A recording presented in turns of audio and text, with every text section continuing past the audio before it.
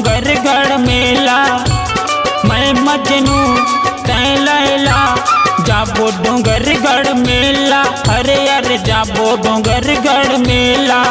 बमलाई घुमा हूँ वो तोला दर्शन कराहूँ रिया। बमलाई घुमा हूँ वो तोला दर्शन कराहूँ रिया।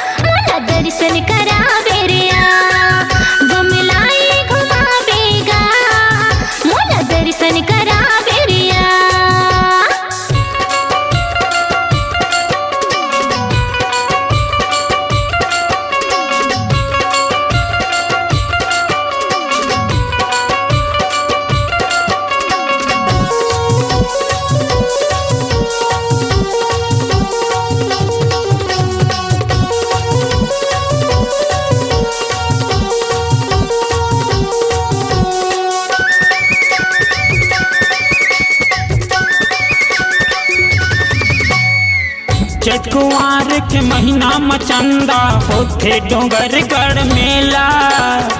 ताई दला बहाना बना के आबे घूमेला अकेला।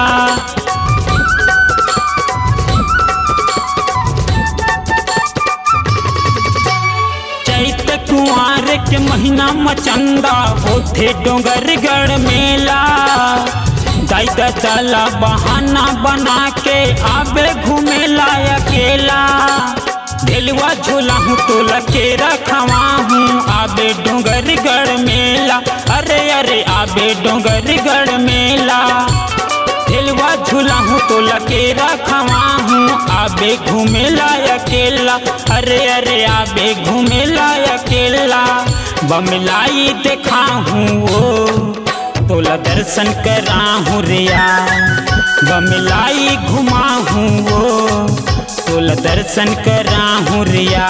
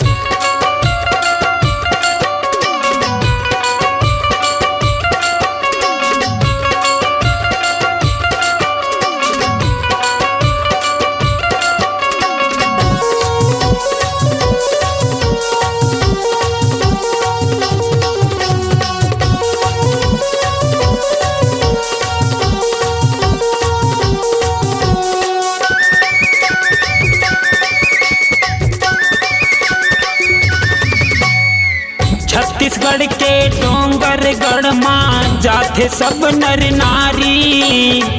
उहाँ विराजे बमलेश्वरी के महिमा है बड़ भारी।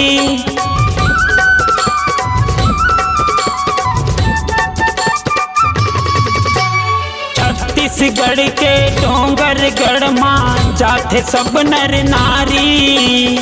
वहाँ विराजे बमलेश्वरी के महिमा है बड़ा भारी।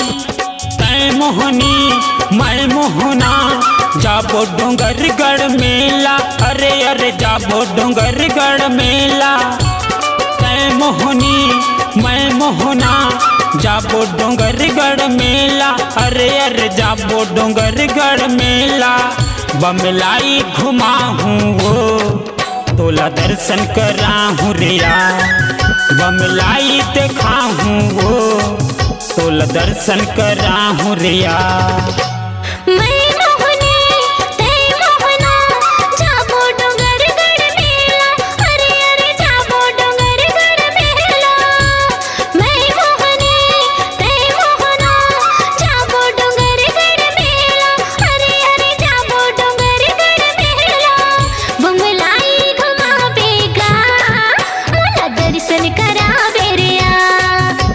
दर्शन करा हूँ रिया, मोला दर्शन करा बेरिया। बमलाई घुमा हूँ रिया, बमलाई घुमा बेरिया। मोला दर्शन करा हूँ रिया, मोला दर्शन करा बेरिया। मोला दर्शन करा हूँ रिया।